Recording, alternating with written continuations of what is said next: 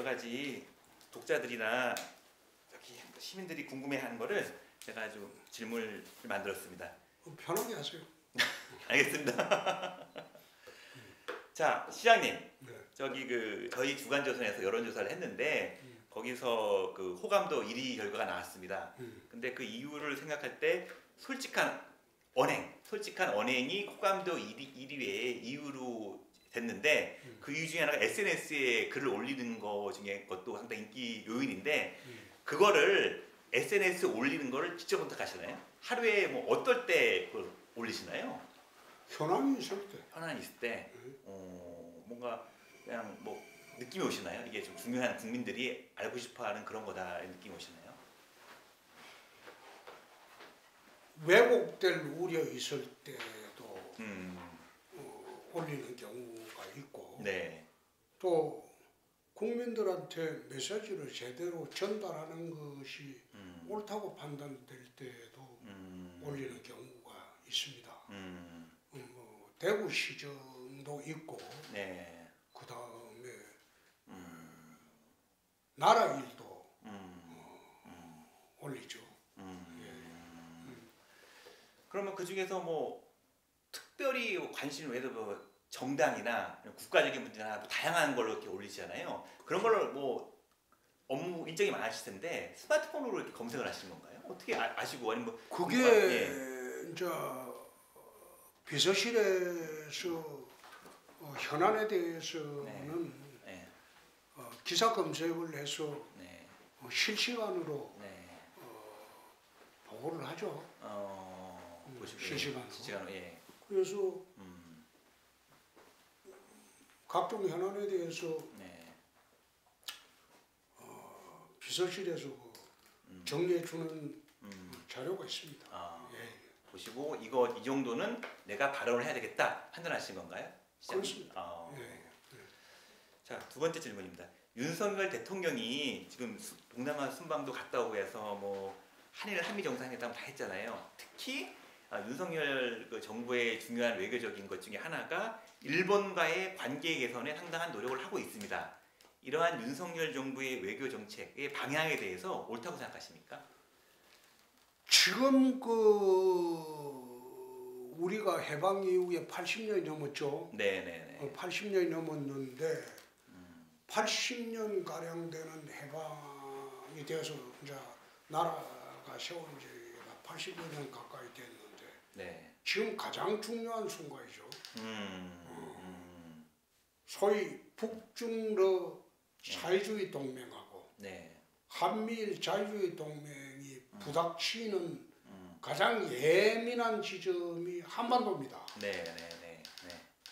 네, 맞습니다. 한반도인데 네네. 그러면 우리가 한일 관계를 과거사에 얽매여 가지고 한일 관계를 악화시킬 수는 없다. 징용 문제만 해도 그래요. 네네. 저희 부친이 일제시대에 징용에 끌려갔다가 1년 만에 구사일생으로 살아왔어요. 그 징용에 대해서 제가 긍정적으로 보겠습니까? 잊어버리자고 하겠습니까? 2017년도 10월에 내 일본을 방문한 일이 있어요. 그때 북핵 사태 때문에 아베 수상하고 만났을 때 아베 수상이 징용 문제를 꺼낸 일이 있어요. 내 면전에서 그런 이야기를 했어요. 내 부친이 일제시대에 강제징용에 끌려갔다가 1년 만에 살아왔는데 그 문제를 저한테 물으면 과연 내가 좋은 대답이 나가겠느냐. 제가 일본에 온 목적은 그 문제로 온 게 아니고 북핵 문제로 온 것이다. 그 문제는 묻지 않는 것이 좋겠다. 그러고 난 뒤에 북핵 문제만 토론을 했어요. 우리가 지금 북핵의 그 위중한 위기에 와 있는데 네. 어떻게 과거에 얽매여서 한일 관계를 계속 어정쩡한 사태로 둘 것이냐. 네. 나는 그거 아니라고 봅니다. 한미일 자유주의 동맹을 네. 강화를 해야 됩니다. 그럼 한미일 동맹이 강화가 되면 그게 북핵을 막는데 도움이 될 것이라고 생각하십니까? 그래서 제가 이야기하는 거는 네네네. 한미일 자유주의 동맹도 강화하고 네. 미국의 막연한 핵 확산 억제 전략만 믿고 우리가 안보를 맡겨서 되겠느냐. 그렇죠. 네. 한미일 자유주의 동맹 속에는 네. 나토식 네. 핵동맹도 같이 하는 것이 옳지 않느냐. 네. 지금 유럽 나토에는 배치된 핵무기를 전부 교체를 하고 있습니다. 그렇죠. 네. 그렇죠. 신형으로. 예. 그러면 네. 유럽의 나토 전선보다 더 위험한 전선이 네. 동북아의 한반도 전선입니다. 네. 네. 미국이 추진하고 있는 인도 태평양 정책이라는 것은 네. 대중국 포위망이거든. 네. 네. 그러면 왜 동북아시아에는 네.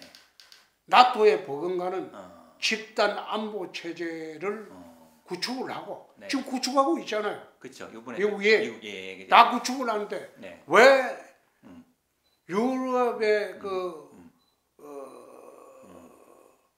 나토식 핵 공유를 네. 동북아시아에는 뭐 하지 않느냐. 현실적으로 가장 위협이 되고 있는 것이 네. 북핵 문제지 않습니까? 그렇죠. 연일 미사일을 쏘고 핵무기를 실험하고 하고 있는데 네. 지금 그렇게 핵 활동을 활발하고 있는 나라가 세계에 어디 있습니까? 그렇죠. 북한밖에 없어요. 네. 그럼 그만큼 북핵 문제가 지금 끝장까지 왔는데 네. 왜 동북아시아는 유럽식의 나토 핵 공유는 하지 않느냐는 거예요. 오로지 한반도를 중심으로 한 동북아시아 여기는 네. 세계의 화약고처럼 되어 가고 있는데 예. 그럼 여기는 나토보다 더 위험한 전선이 되어버렸는데 왜 미국이 확장 억제 전략이란 말 한마디로만 북에게 대응하려고 하느냐. 그건 옳지 않다는 거지. 그래서 네. 한미일 자유주의 동맹을 강화하는 측면에 거기에 나토식 핵 공유 협정도 포함되어야 옳지 않느냐. 그 주장을 내가 2017년부터 했어요. 그 이번에 윤석열 대통령한테 전화도 자주 하신다 그러는데 그런 조언을 좀 해주셨습니까? 조금 전에 말씀하신 거. 조언이 아니고 네네네. 그건 조언이라고 할 것도 없고 네. 대선 후보 토론 때도 내가 누누이 이야기했던 거고 큰 흐름이 있다는 거죠. 2017년도부터 지금 흐름이 바뀌는 거 아니에요. 네네네. 응? 네네. 비핵화 주장만 해가지고 이 나라가 30년 동안 네네. 얻은 게 뭡니까? 아무것도 없잖아요. 그렇죠. 실질적으로 북한은 핵을 완성했죠. 그렇죠. 네네네. 네. 그런데 우리는 얻은 게 아무것도 없잖아요. 네. 그런데 핵을 완성해서 네. 북핵이라는 게 이 사람들이 자기 체제들하고 연관이 돼 있는데 네. 북핵 포기하면 체제는 바로 무너집니다. 네. 근데 체제하고 연관이 돼 있는데 네. 어떻게 그걸 비핵화하겠다는 건지 그거는 좌파들이 이야기하는 입으로만의 평화하고 그건 그렇죠. 다를 바 없는 거예요. 네. 비핵화가 불가능해요. 체제를 갖다가 자기가 포기를 해야지. 그렇죠. 예. 응? 네. 그런데 체제 포기는 할 생각이 있나요? 그런데 그 공연물을 하고 있으니까 네. 답답한 거지. 자, 그러면 여기 시장님 질문에서 다음 질문입니다. 이태원 참사 관련을 해가지고요. 예, 그래서 그 대형 참사가 발생을 하면 항상 대책을 얘기를 하잖아요. 그럼에도 불구하고 사건이 매년 아니죠, 몇 년마다 계속 대형 참사가 벌어지고 있고, 자 그러면은 이제는 시장지에 계시잖아요. 보실 때 이런 불행한 비극을 막기 위해서 그러면 어떻게 해야 된다고 생각하십니까? 대책은 계속 있어야 나는 네. 이번 이태원 참사가 공무원들의 예측부주의, 그 다음에 네. 준비 부족에서 네. 그거는 비롯된 것이라고 보지. 그걸 갖다가 매뉴얼이 없었다? 네. 응? 나는 그 언론에 나오는 거 보고 참 어이가 없다고 느낀 게 네. 집회 주최자가 있으면 네. 질서 유지 책임은 네. 주최자한테만 있는 거예요? 그렇지 않아요? 네. 질서 유지 책임은 국가한테 있습니다. 경찰하고 네. 용산구청에 있는 거예요. 네. 2차적으로 서울시에 있는 거고. 네. 그죠? 네, 그렇죠. 예. 1차적으로는 용산구청, 용산경찰서, 네. 2차적으로는 네. 서울시, 3차적으로는 네. 뭐 행안부, 그렇죠. 그 정도 되겠죠? 네. 그러면 네.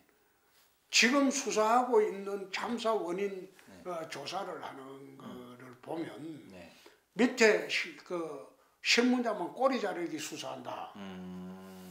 그거 비난해서는 안 되는 게 그게 일선의 그 현장 공무원들의 예측 못한 그 점하고 네. 그리고 순간순간 위험 상태가 왔을 때 네. 현장 대처를 안 했다는 거.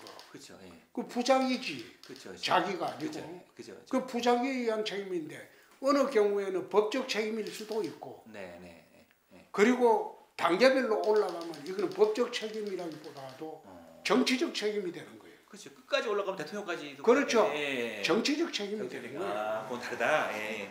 그래 정치적 책임, 법적 책임은 다르죠. 네. 네. 그래서 내가 처음부터 대처를 할 때 행안부 장관하고 경찰청장은 그건 정치적 책임을 바로 져야 한다.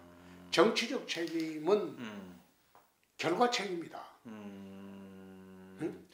결과 책임이고 발생한 결과에 대해서 과실이 있든가 없든가 간에 책임지는 게 정치적 책임이고 법적 책임은 행위 책임이다. 네네. 응? 예. 자기가 해야 될 순간에 하지 않았으면 그건 부작위에 의한 책임이고 응?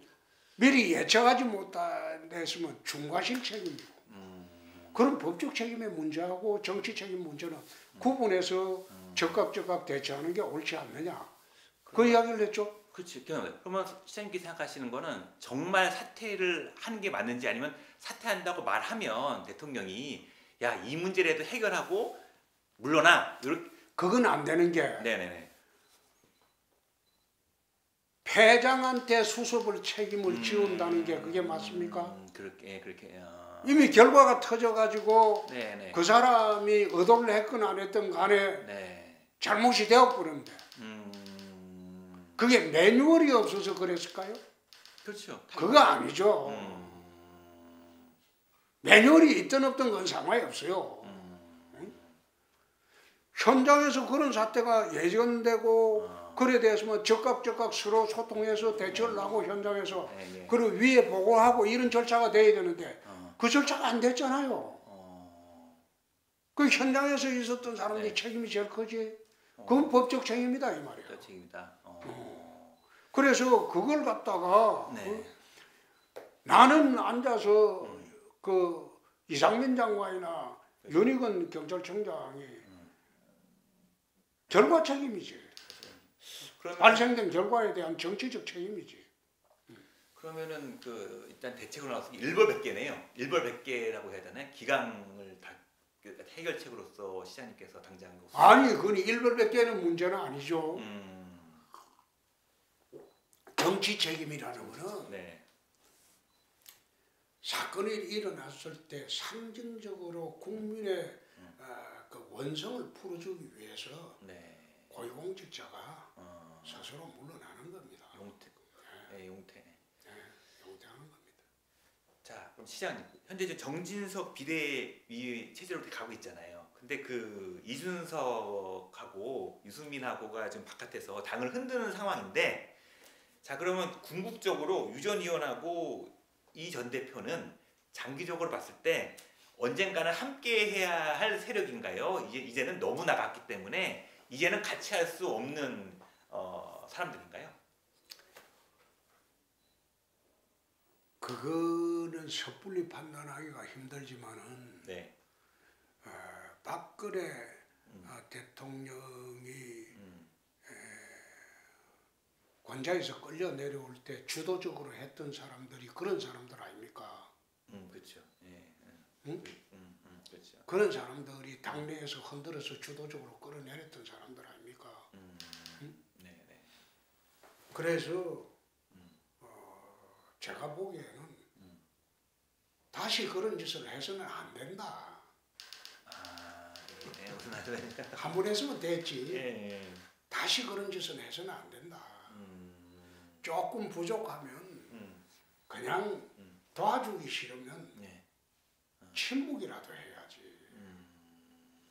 응? 야당보다 더 모질게 핥히고 그렇게 해서 박근혜 탄핵 때처럼 똑같은 짓을 해서는 안 된다. 그건 정당인의 자세가 아니다. 그러면 이준석, 유승민은 무엇을 노리고 이러고 있을 거예요? 아니면 원한 때문에 그럴까요? 아니면 뭘 노리고 저럴까요? 저 사람들도 뭔가 이런 이유가 있을 건데. 버릇이라고 보지. 버릇이라고 해요. 못된 버릇이네. 그게 정치적 생존 방법으로 보지. 이게 그런 거예요. 자기들이 정치적 생존 네. 방법으로 보지. 그런 거예요. 예. 그 버릇이라고 보지. 뭐죠, 뭐였어요? 못된 버릇이 또 모르고 발동을 하지. 시작하는 거. 나는 네네. 네. 이준석이는 좋아해요. 제발 그 말이에요. 이준석하고는 좋아한데 관계가 좋은 걸로 알고 있어서. 네, 좋아하는데 예. 이준석 대표가 당 대표로서 자세를 지켰다면 그런 일이 없었겠죠. 이렇게 질문하면 어떻겠습니까? 근데 이준석이 그래도 당의 중요한 젊으니까 당의 중요한 자산이고 이잖아요. 근데 원로시잖아요. 또 이준석의 미래를 생각을 해가지고 한번 조언을 해주지 않았습니까? 이준석이 한두 번 해준 게 아니죠. 많이 해주셨어요. 그 사이에 많이 했지. 참으라고도 하고. 근데 이준석 대표가 영특하고 네. 지혜롭고 하긴 하지만은 못 참더라고. 본인에게 못 참더라고. 그게 젊어서 그래요. 그렇지 너 젊으니까 일단은 뭐 훗날을 그거는 네. 젊으니까 이해해 달라고 할 수는 없죠. 왜 그런가 하면 네네. 그냥 신참 정치인이거나 그런 입장이 아니고 당 대표가 되어 버렸는데 어떻게 그걸 내 젊으니까 이해해 달라 그래 말 못하죠. 그런 식으로 말할 수 없다. 너 젊으니까 당 대표가 되어 당 버려. 대표니까. 자, 제가 볼 때는 지금 벌어지는 이 많은 싸움의 근저에는 새 당대표, 총선의 주도적인 역할을 할 수 있는 새 당대표 선출도 중요한 문제라고 생각을 하는데 그렇다면 새로운 당대표는 내년 3월쯤에 뽑히겠죠. 어떠한 능력이 있는 사람이 돼야 한다고 생각하십니까? 좀 경륜이 있는 사람이 됐으면 좋겠어요. 좀 더 통합. 정치적인 역량이 좀 있는 사람. 네. 경륜이 있는 사람이 됐으면 좋겠어요. 우리 당이 탄핵을 거치면서 잡동사니들이 많이 들어왔어요. 그렇죠. 맞아. 응? 맞아요. 맞는 얘기입니다. 그런데 그 사람들이라도 이래 따독거리면서 옆길로 안 세게 하고 그리고 대통령도 잘 이끌어가고 대통령이 지금 정치 경력이 일천하니까 대통령도 잘 이끌어가고 그리고 당이 어려울 때 중심에 서서 당을 흔들리지 않게 그렇게 할 수 있는 좀 가볍지 않고 날리지 않고 수양모들처럼 흐늘거리지 않고 거목처럼 중심이 되는 그런 사람이 당대표가 좀 되었으면 좋겠어요. 그러면은 시장님께서 그런 사람이라고 판단되는 사람이 등장하면 도우실 의향이 계십니까? 그건 보수 정권 전체 안정을 위해서 도와야죠. 그건 도와야죠. 그게 무슨 내가 지금 상임 고문으로 네, 맞습니다. 위촉이 됐잖아요. 네네네. 그럼 당의 어른인데 그걸 내몰라라고 할 수 있을 수는 할 수 있으면 안 되죠. 적극적으로.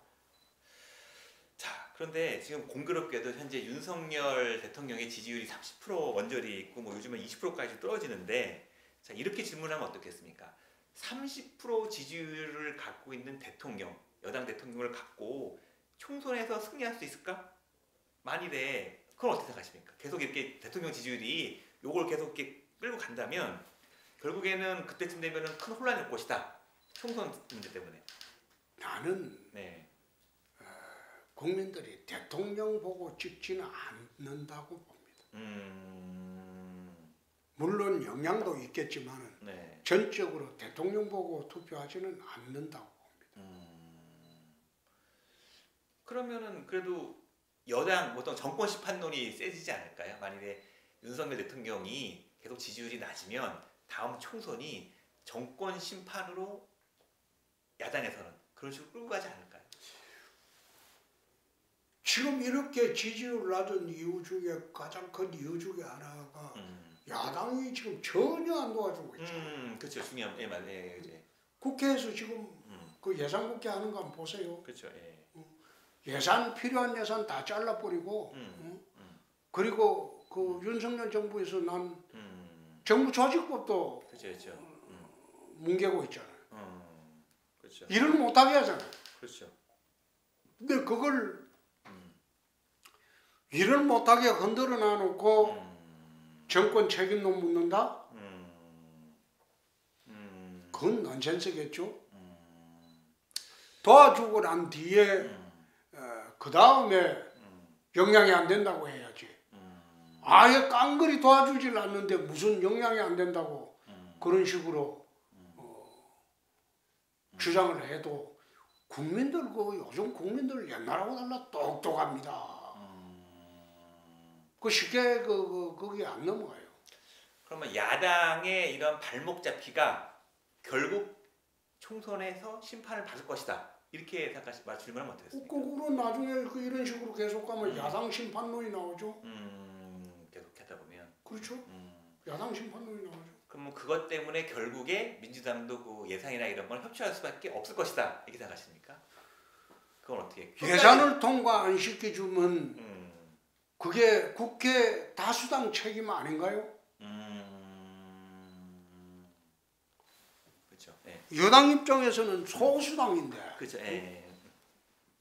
전부 자기들끼리 합치면 3분의 2에 가까운 거대 정당들이 나라 살림을 통과 안 시켜주고 준예산 상태로 가면 그거 국민들이 윤석열 정부 책임 물을 수가 있을까요? 결국에는 아마 일부의 야당에서는 일부 야당 측면에서는 그걸 이재명 사법 리스크하고 거래할 생각이 있을 것 같기도 한데. 그렇죠. 예, 그렇죠. 그걸 원하게 전화가 오길 바라는 거죠. 예. 그렇다고 해서 국민들이 그걸 모르고 있을까요? 그 말씀은 오히려 그 윤석열 정부가 그 이재명 관련 그 수사 관련돼 가지고 뭐 타협하는 모양을 보이면 더 문제는 등 돌리죠. 그거 등 돌리죠. 그건 더. 그건 나는 그렇게 보지 않습니다. 그거는 그거대로 하고 국가 그 살림은 예산은 예산대로 진행하고 그렇게 하는 게 맞죠. 검사 출신으로서 이재명 대표에 대한 수사는 정당한 법 집행이라고 생각하십니까? 나는 대구시장으로 내려오고 난 뒤에 이재명 대표에서 언급을 한 게 단 한 번도 없습니다.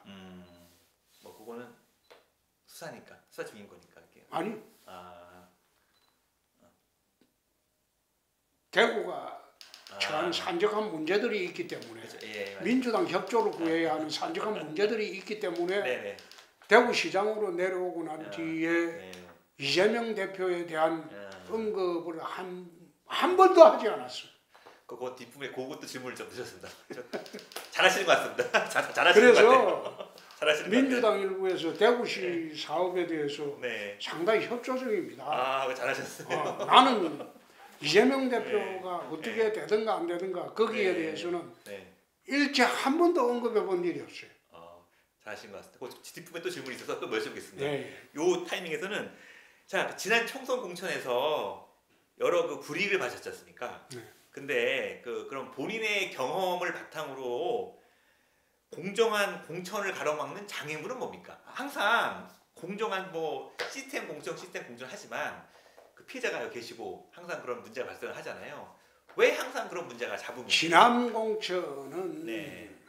황교안 대표가 당 대표를 하면서 홍준표만 떨어뜨리면 그렇죠. 이 당은 자기 거라고 착각을 했어요. 그렇죠. 자기 대선 후보가 됐다고 생각한 거죠. 자기가. 그렇죠? 그래서 네. 수단 방법 가리지 말고 홍준표만 떨어뜨리라고 했다고 한 정언도 있습니다. 기사가 들었어요. 네, 실제로 나도 들었고. 예. 그런데 실제로 그래 나를 야당 내에서는 어떻게 보면 지지 기반이 달라도 야당이랑 공동된 목적으로 선거 이기자는 건데 한 기반을 완전히 뭉뚫어내고 지가 다 하려고 하다가 보니까 막가는 공천이 돼버리고 그게 여론에 그쵸. 영향을 미쳐가지고 그렇죠. 공천 개판으로 했다. 그러니까 참패를 하지. 작년 총선 얼마나 분위기 좋았어요. 그렇죠. 저도 그래. 그렇죠. 그때 심지어 뭐 그쵸, 180석 간다고 떠들 그쵸. 때도 있었는데 예. 왜 참패를 했겠어요? 그 공천이거든. 그게 공천 중에서 그게 일부가 아니고 그래도 당대표를 2번이나 한 사고 대선 후보까지 한 사람을 공천 떨어뜨리려고 온갖 짓을 다 해가지고 지당이 되는 거로 착각을 했는데 참패하니까 그날짜로 자기 물러났잖아. 그게 정치 초보지. 적어도 YS DJ 때만 하더라도 상대방의 목숨 건드리지 않았어요. 야당끼리라도. 그런데 그걸 상대방 몫을 빼앗아가지고 자기가 다 먹으려고 하다 보니까 지가 망해버렸지. 근데 공천할 때마다 그런 경향은 있어요. 왜냐면 자기 총선 후에 대선이 있으니 이 구도를 내 대선에 유리하게 짜고 싶은 욕구가 그렇죠. 유력 대선 후보는 다 있을 거 아니에요. 그렇죠. 예. 그런데 그때 나를 공천해주고 막가는 공천을 황교안 대표가 안 했다면 이 당의 대선 후보는 황교안이가 됐을 거예요. 아 오히려. 총선 이기고 그렇죠. 내가 아무리 대선에 도전하려고 해도 총선 이긴 그 공으로 황교안이가 대통령 후보가 됐을 거고 그래 됐으면 당이 안정이 됐을 거고 그래 됐으면 윤석열 후보가 나올 여지가 없었어. 그 황교안 대선이 있었어요. 그 당시에. 그러니까 황교안이가 그 헛발질 하는 바람에 지 스스로 죽어본 거지. 무너진 거지. 그 바보지. 본인이 그러면 자 누굴 지정해서 한 얘기는 아닌데 저기 시장님께서 정치를 하다 보면 그 배신을 당하시잖아요. 그런 말씀도 하신 적이 있고 그렇게 그 배신을 당하시면 그 느낌이 어떻습니까? 내가 어떻게 내가 당했는데 이게 정치야 어쩔 수 없는 거라고 이렇게 하십니까? 아니면 내가 나중에 이런 느낌이신가요? 궁금합니다. 몇 번을 그런 순간에 느낌은 나는 뒤끝이 있는 사람입니다. 그 정도로 이야기할게. 그 정도로. 난 뒤끝이 있는 사람입니다. 기억을 하시겠네요. 그 사람들은. 난 뒤끝이 있는 사람입니다. 알겠습니다. 주로 나는 페이백을 꼭 하는 사람입니다. 난 그런 거 가지고 네네네. 뭐 난 뒤끝 없다 페이백 없다 그래. 난 그런 이야기 안 해요. 난 뒤끝 있고 페이백을 합니다. 기회가 오면. 오늘 뭐 알겠습니다. 예. 자, 그러면 이게 단체장을 맡고 계신데 경제가 어렵습니다. 지금 경제가 어려운데 특히 그 경제가 어려워지면 지자체 입장에서는 부동산 경기가 어려워지고 부동산 경기가 어려워지면 세금을 또 못 걷고 그런 문제가 생기는데 이 어려운 시기에 이렇게 들어온 돈이 적으니까 그렇다고 해가지고 허리띠를 졸라매면 서민의 삶이 더 어렵다. 그런 생각이 드는데 그러면 이 어려운 시기에 이 경제적으로 어려운 시기를 헤쳐나가는 방법은 뭘까요? 단체장으로서. 긴축 예산이죠. 그렇죠. 예. 정부도 그렇고 대구시도 긴축 예산을 편성을 했습니다. 그렇죠. 대구시는 이번에 예산을 편성을 할 때 선심성 예산은 어떤 경우에도 배제를 했습니다. 하고 그리고 민간 위탁 사업도 많이 정리를 했어요. 민간 보조 사업도 많이 정리를 하고 그리고 대구시 예산 편성한 사상 처음으로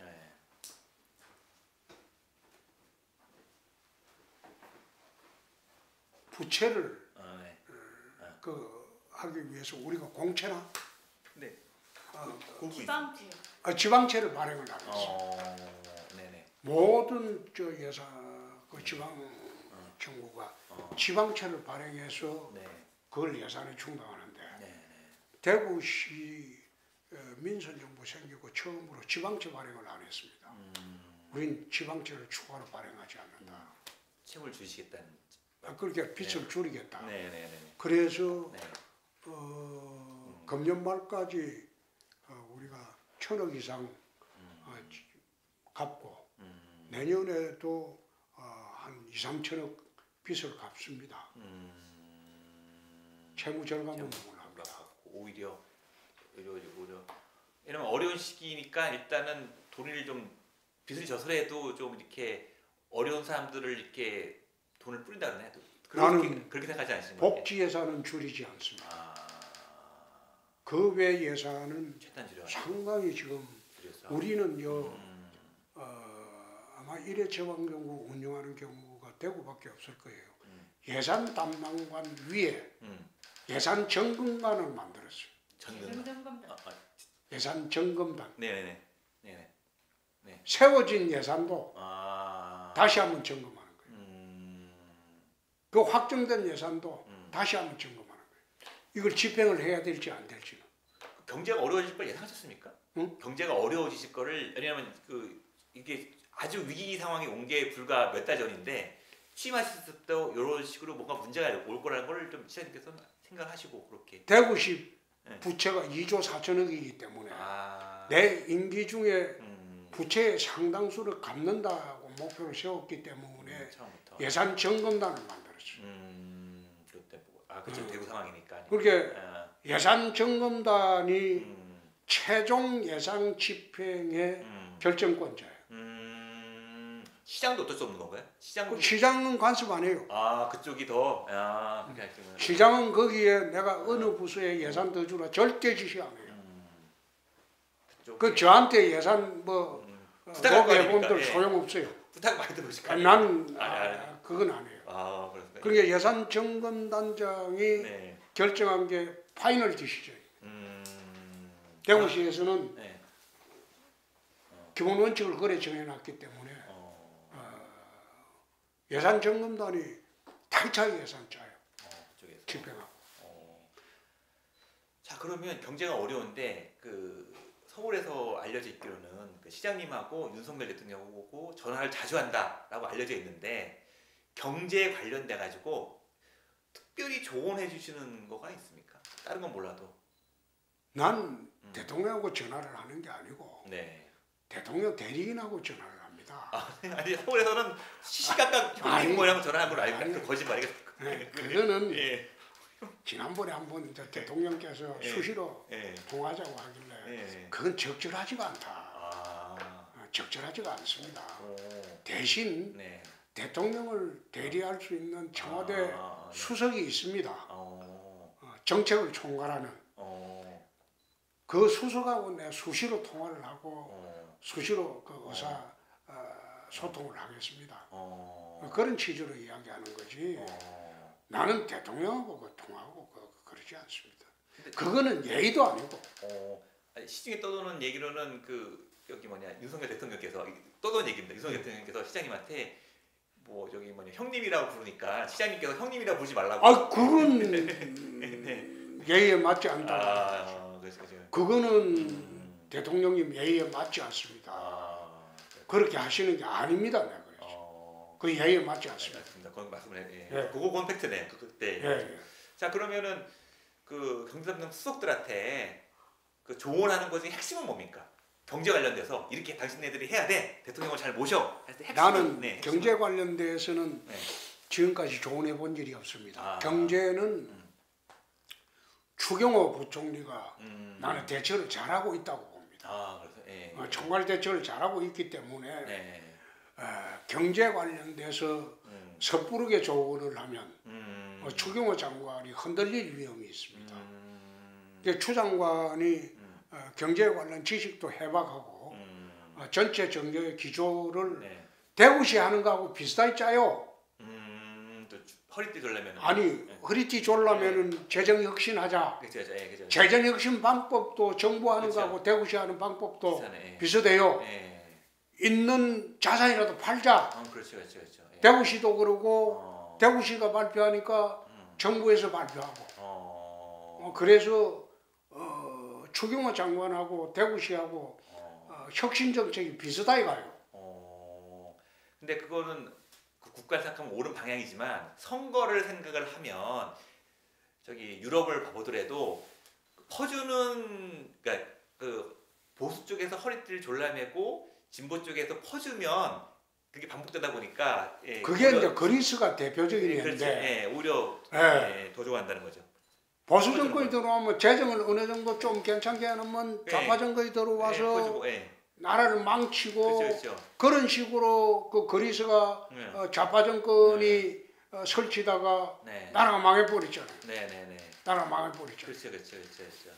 그게 이제 그 나라 망하는 지름길인데 국민들이 퍼주는 걸 그리워하면 나는 꼭 그렇게 생각하지 않는 게 네네. 문재인 정권 거치면서 국민들 생각이 상당히 달라졌다고.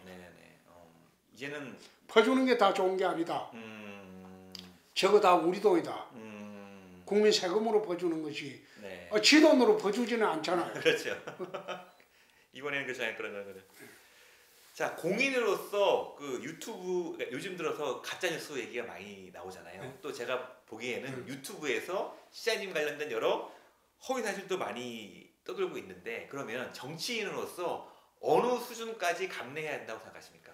난 감내가 아니고 그건 아예 안 봐요. 아무튼 그런 가짜가 진짜 가짜 유튜브, 사기 유튜브, 네네네. 특히 털튜브들이 많아요. 네, 맞아. 털딱들 상대하는 맞아요. 유튜브들. 네네. 난 그거 자체를 안 봐요.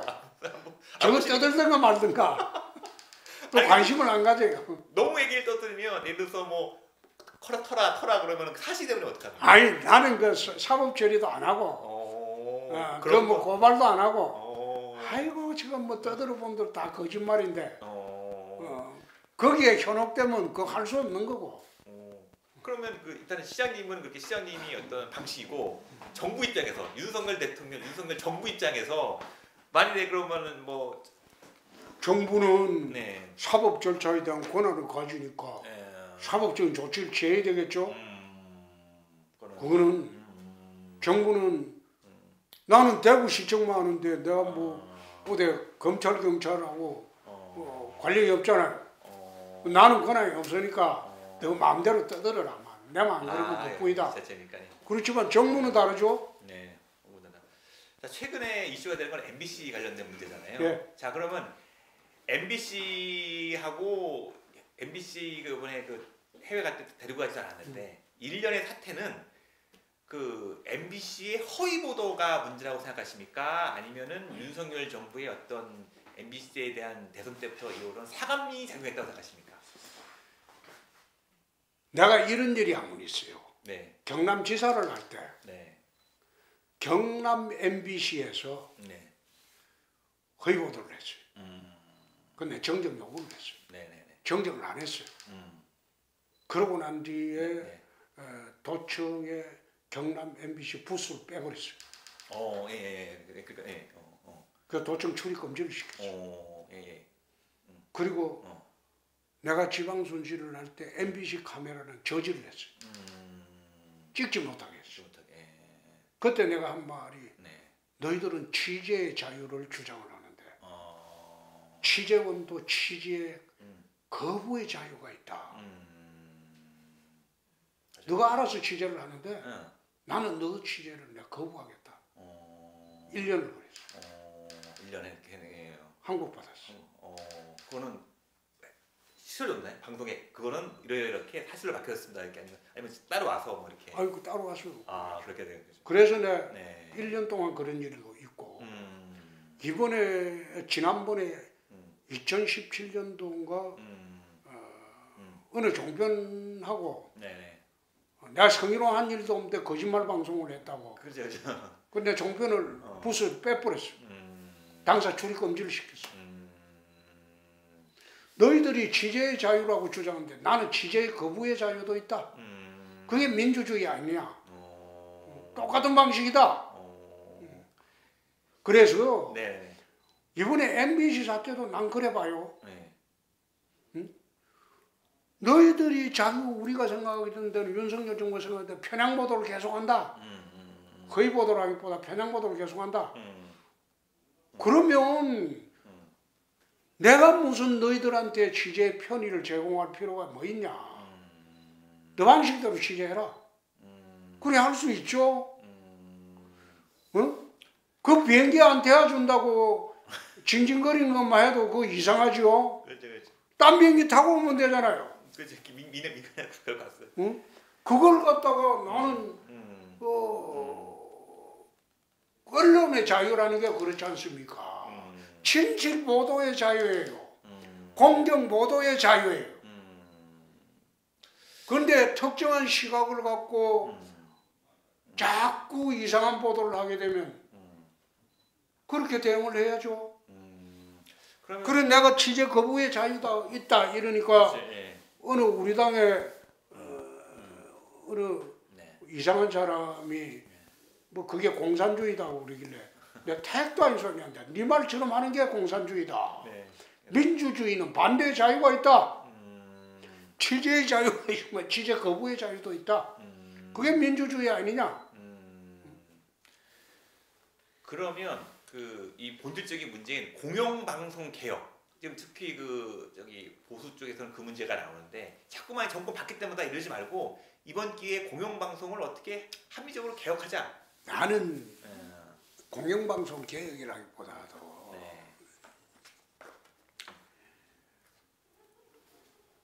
수신료를 받으려면 수신료를 받을 가치가 있는 방송을 해야 된다.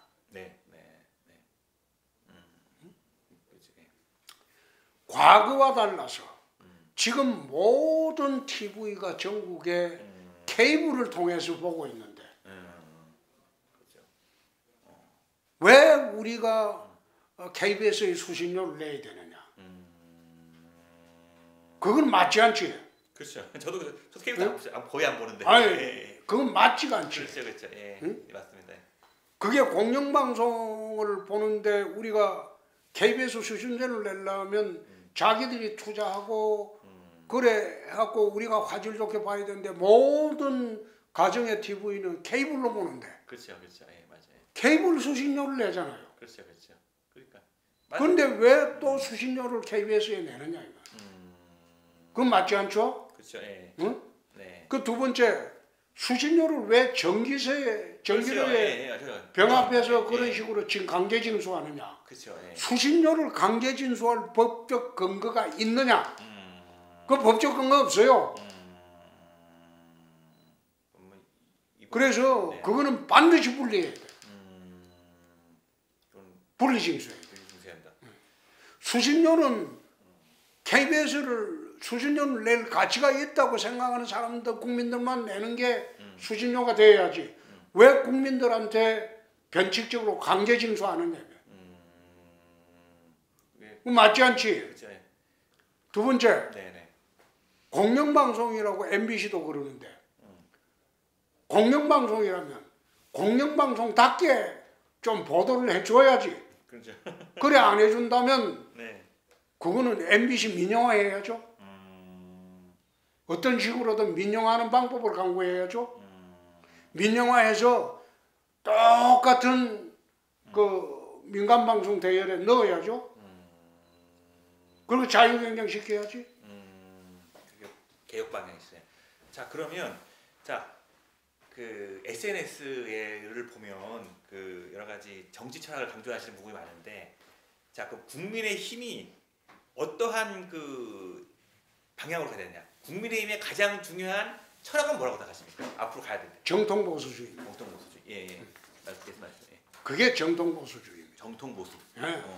그게 개혁 보수라고 이야기하는 건 난 그 말하는 사람 그게 무슨 말인 건 잘 모르겠어요. 그런 말도 있는지도 없는지도 모르고 정통 보수주의를 추구를 해야 되고 네. 우리 당의 당원으로 지금 와 있는 김종인인가 그 사람이 들어와서 만든 그 기본소득 그 당은 안 빼고 무슨 이게 정통 보수주의 정당이야. 좌파의 본질이 그 기본소득하고 그 다음에 소득주도 정당 아니었어요? 그렇죠. 예. 그러니까 그걸 왜 기본소득을 우리 당원에 넣어놨나? 그 당원도 빼고 정통 보수주의로 가야 돼요. 보수주의에 무슨 거기에 뭐 따뜻한 보수, 차가운 보수가 있고 거기에 개혁 보수가 있고 대행적 보수가 있고 왜 그런 식으로 형용사를 붙이나? 그냥 보수. 그냥 정통 보수주의. 정통 보수로. 자유시장 경제, 네. 자유민주주의 그 근간으로 딱 해갖고 정통 보수주의를 해야지. 이게 당의 색깔이 지금 앉아서 저게 붉은색인지 파란색인지 노란색인지 분간이 안 되게 섞여 있으니까 내가 지난번에 잡동사니들이 섞여 있다. 이 이념도 새로 정비하고 잡동사니들은 다음 공정 때 출연해라. 내가 그래 이야기했지. 그럼 그 다음 공천에서 공천하는 중요한 기준 중에 하나가 어떤 보수의 어떤 그런 거를 제대로 하는 후보를 내놔야 되겠네요. 그렇죠. 그게 중도를 지향하고 뭐 어찌 하는 거야. 그게 말하자면 사이비야. 사이비 보수. 뭐 중도를 지향하고. 네네네. 세상에 중도가 어디 있습니까? 이 당 저 당 다 싫다는 게 중도입니까? 그 정치 혐오증이 있는 사람들이지. 가치 중립적인 생각만 가지고 사는 사람이 어디 있어요? 응? 자유주의냐 반자유주의냐? 반은 자유주의, 반은 그런 건 반자유, 반반 자유주의 이런 게 어디 있어요?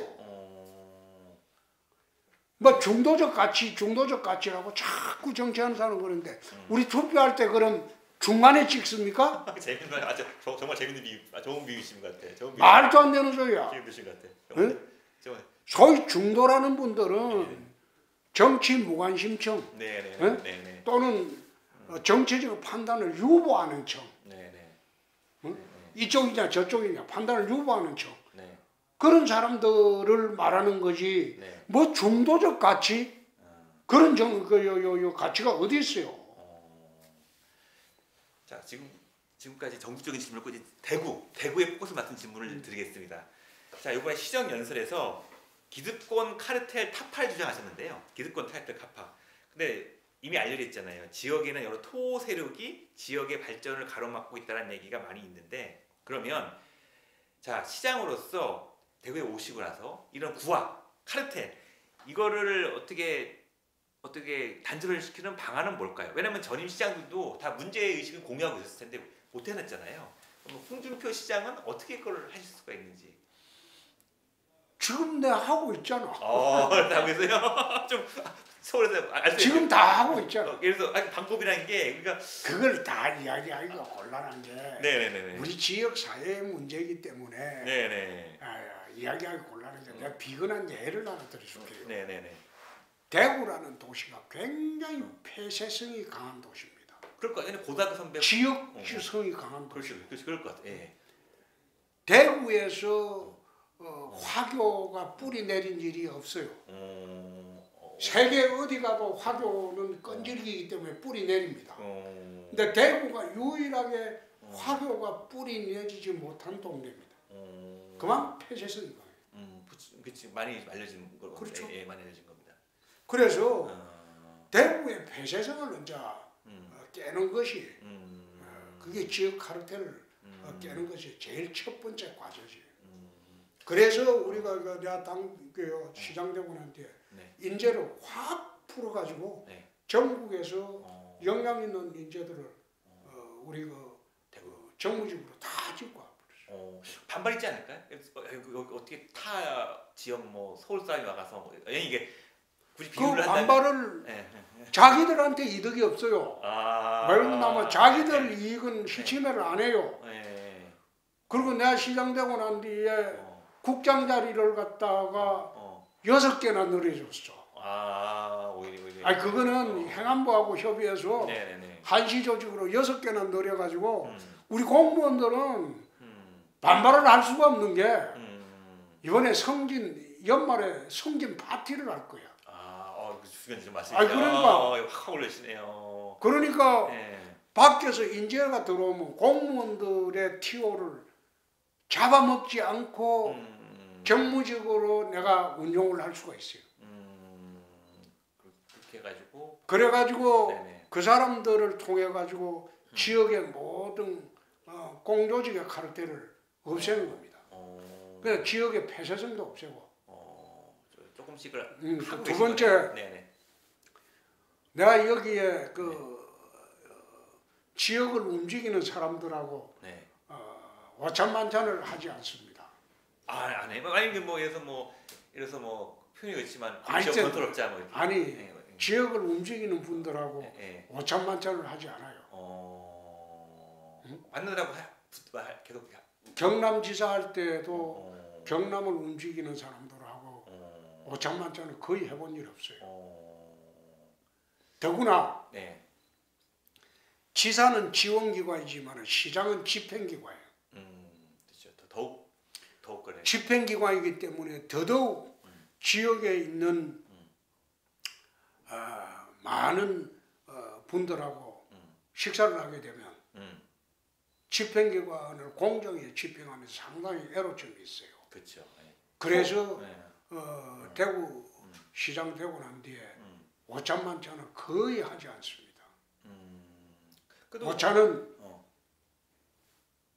구내식당 가고 구내식당 가서 만찬은 집에 가서 각시하고 둘이 먹고.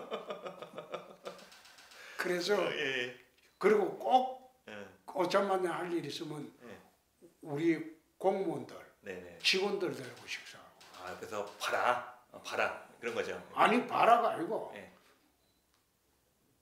같이. 지금은 얽히지 말아야지. 일 시작하는데 한 2년 동안은 얽히지 말아야지. 2년 동안 어느 정도 세팅되고 난 뒤는 이제 어울려서 되죠. 이미 이제 이런 세팅이 다 되고 있으니까.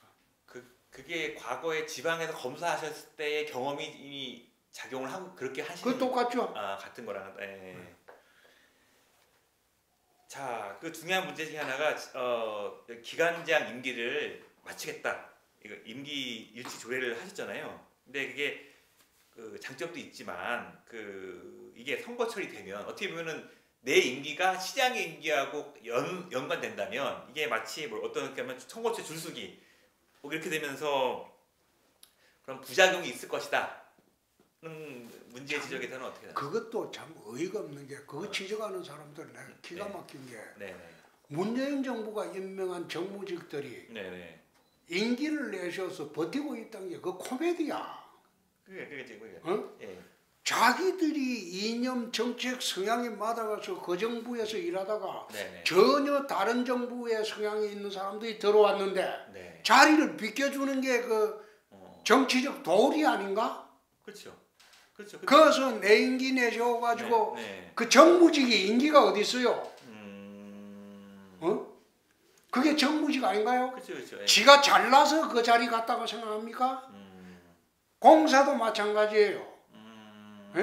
산하기관 공사도 마찬가지예요. 지가 잘나서 간 게 아니라고. 정무직 판단으로 다 간 거 아니에요.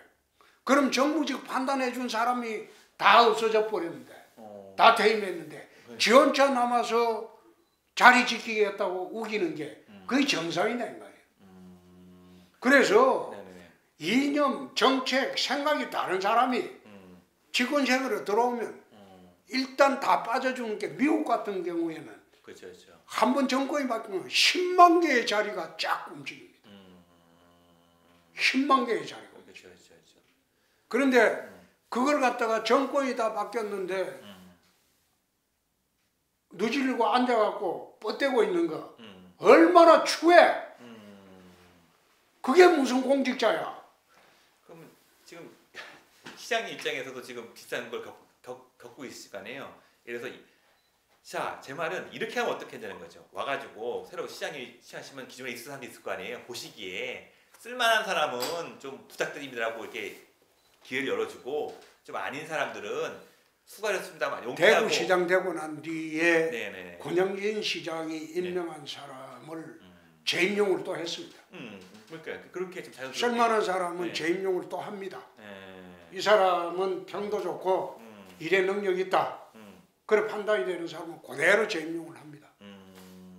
제 말은 일단 사표를 받고 사표를 받을 수는 없지 않을까? 받으면 좀 문제가 그 양반들이 좀 어떻게 나중에 법적인 문제나 뭐 이렇게 자기들이 알아서 사표 다 냈지.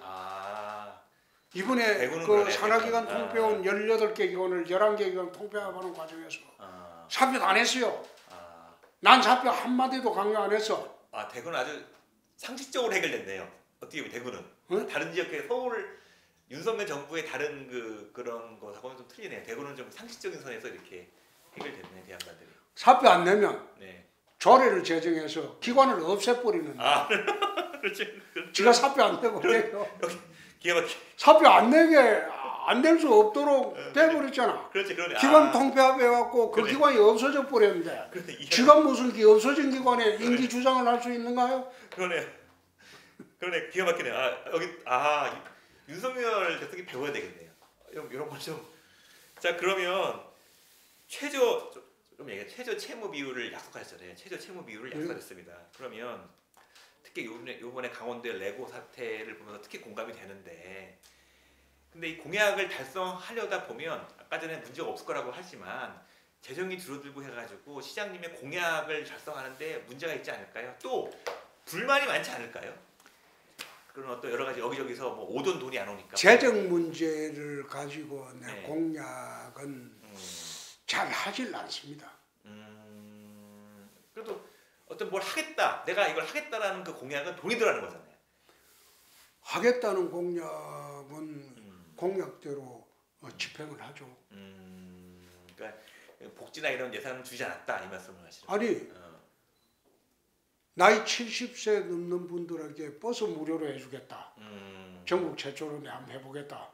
그 공약하고 이번에 집행을 하죠. 그런 거는 확실하죠. 240억인가 들어가는 거 집행을 합니다.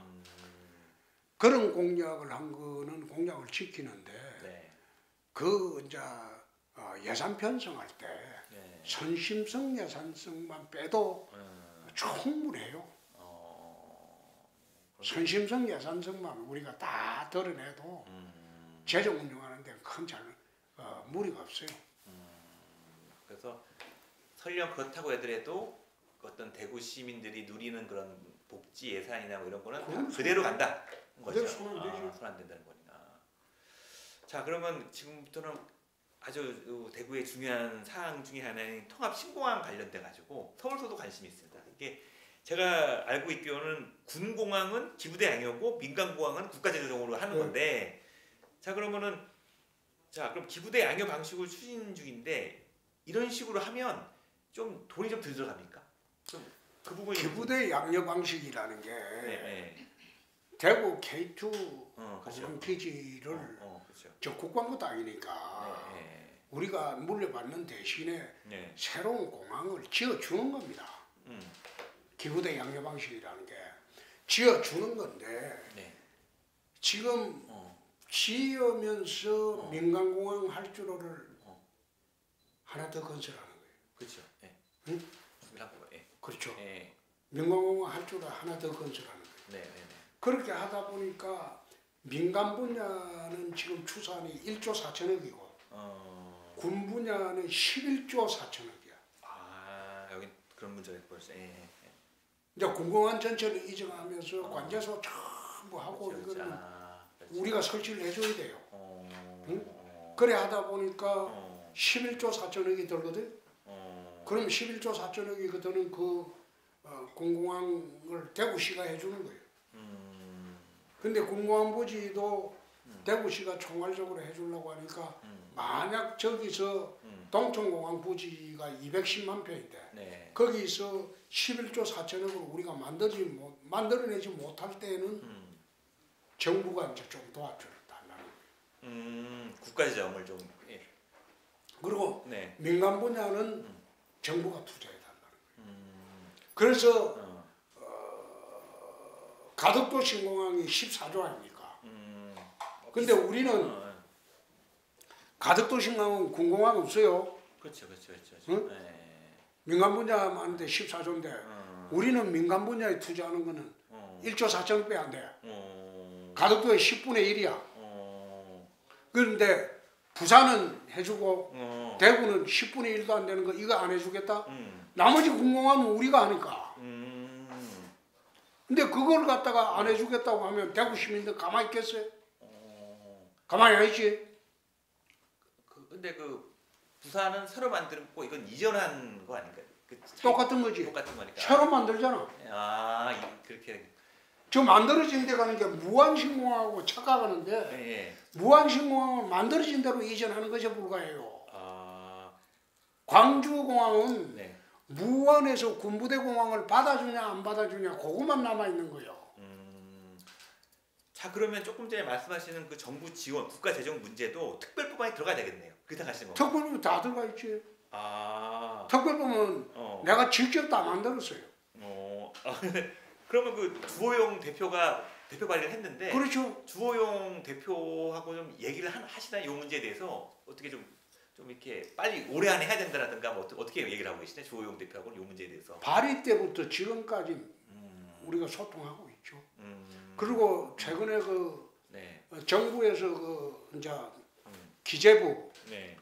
국방부, 그다음에 국토부, 행안부 그 실무자들 합의 다 했어요. 네. 그 다음 주에 내 대구 서울 올라가는데 네. 거기에 차관들 불러갖고 이제 확인 작업만 하면 끝나요. 그럼 올해 됐다고 올해 가능하시다고 해야지. 해요. 근데 민주당은 이재명 대표가 대선 나왔을 때 직계의 신공항은 홍준표 방식으로 하겠다고 10번도 더 공언을 했어요. 그럼 이재명 대표도 반대하지는 못할 것이다. 반대하지 못하지. 그거 한두 번 한 이야기라야지. 그래서 내가 이재명 대표 자극 안 하려고 대구시장 내려오고 일체 말 안 하잖아요. 어떤 경우라도. 어떤 경우. 그러면 그 해당 그 특별법에는 예타 면제 그것도 당연히 들어가 있는. 예타 면제는 부산 수준으로 돼 있죠. 그러면은 그 현실적으로 이재명 민주당 쪽에서 반대만 하지 않으면 이건 되게 된다고 생각하세요? 그거는 지금 우리 당에는 당론처럼 돼 있고 그 다음에 정부도 동의 다 하고 지금 남은 거는 민주당인데 민주당이 지금 광주하고 같이 하자고 이제 이야기를 하는데 그 광주하고 우리하고 좀 다른 게 법의 성격이 광주는 단순히 군공항만 무한으로 가면 되는 거예요. 이거는 답다. 그래서 우리처럼 이게 이미 수년간 진행된 거하고는 달라요. 법이 최근에 또 접수가 국방부로 됐어요. 우리는 국토부가 있고 광주는 국방부가 있으니까. 그래서 내가 강기정 의원하고 민주당 의원들한테 우리 거 먼저 하고 너 거 도와줄게. 물밑에 하고 계시네요. 어떤 호의적인가요? 민주당 쪽에서 어떤 반응이 어떻습니까? 아직 그 이재명 대표 말은 명시적인 말은 못 들어봤지. 그렇죠. 그런데 이 대표도 특히 신공항 문제는 거부하기 어려울 거예요. 자기가 한두 번 말한 게 아니거든. 윤석열 대통령한테 이 문제를 얘기해 본 적 계십니까? 윤석열 대통령한테 뭐 TK 고 친구 그거는 대선 때부터 윤 대통령이 10번도 더 당연히 그렇죠. 네. 시장 하시는 방식대로 하자고 했지. 왜냐면 가덕도에 비해서는 좀 언급이 좀 덜한 것 같은 느낌이 좀 가덕도는 좀 더 적극적으로 나섰던 것 같은데 요거는 TK 쪽은 윤석열 대통령이 그렇게까지 아니 윤 대통령이 뜨는 게 아니고 네. 그거는 저하고 합의 본 게 한두 번이 아닌데.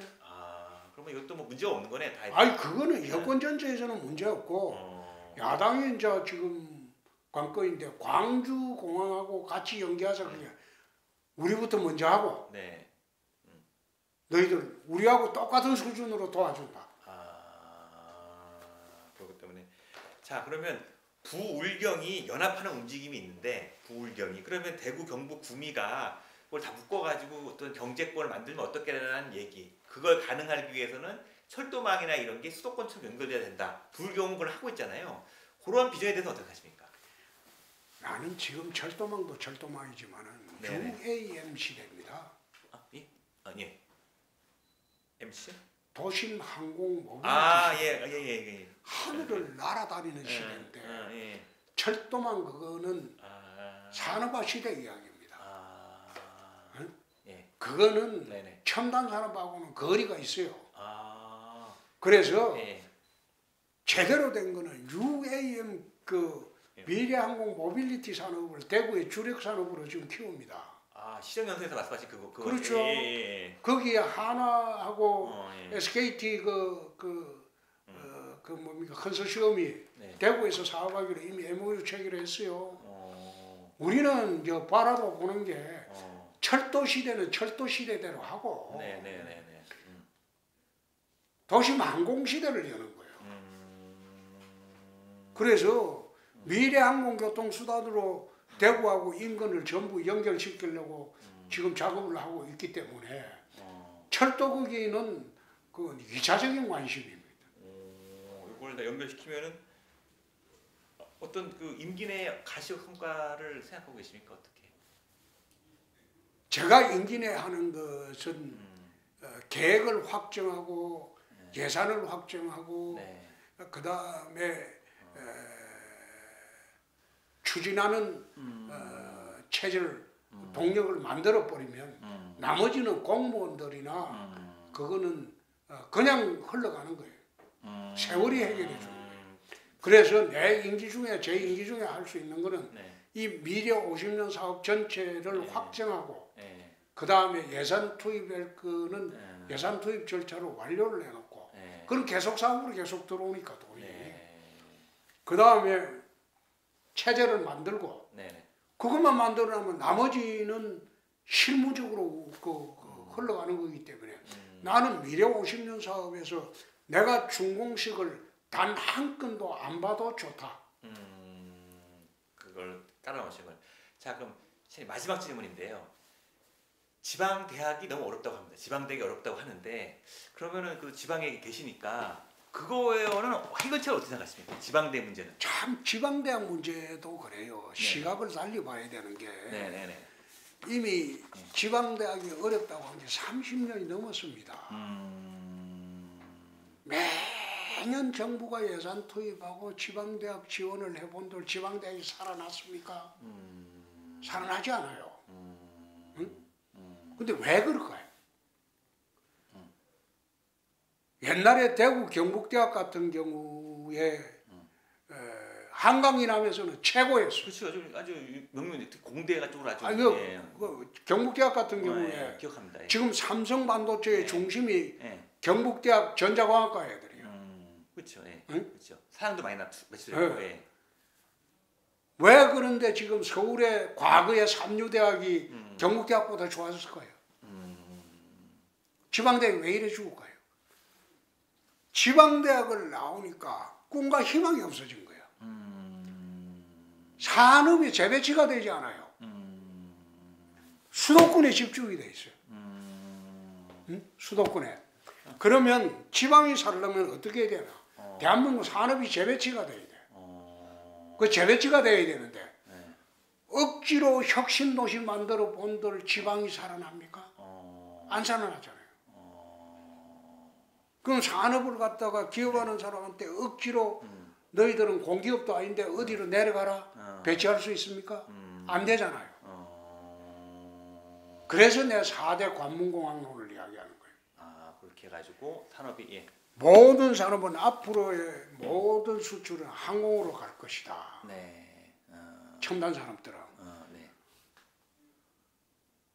젊은이들이 가장 좋아하는 직업이 첨단 산업이다. 그렇죠, 그렇죠. 응? 그런 일을 하고 싶어요. 네, 하고 싶어 하는데 그럼 첨단 산업 배치를 전국에 골고루 해야 되는데 골고루 하는 첫째 조건으로 기업이 골고루 첨단 산업을 전국으로 가야 되는데 가려면 대한민국의 지금 인천공항이 한국 수출 항공 화물의 98.2%를 다 차지하고 있어요.